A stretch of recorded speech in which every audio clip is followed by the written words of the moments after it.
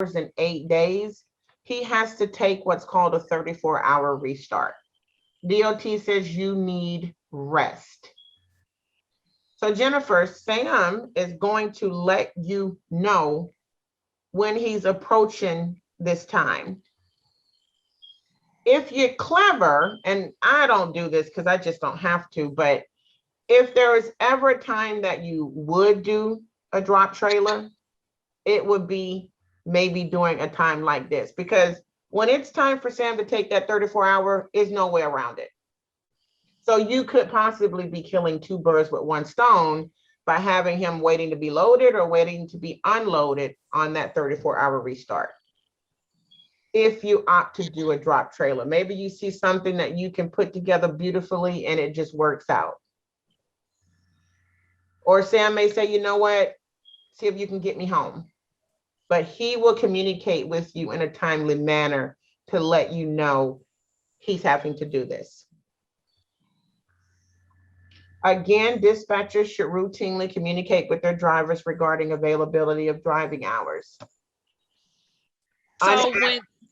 So if a carrier is on the 34-hour mark and their last drop and they say, okay, I want to go home, is it after the last drop they can go? Or what if the times are not, like if you're at 30 hours and you're on 5 hours from home, how does that work?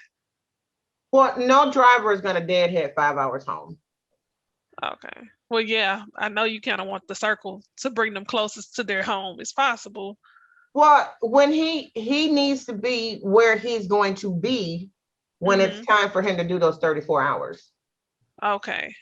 He's got to be where he's going to, is he going to be home? Is he going to be at the truck stop?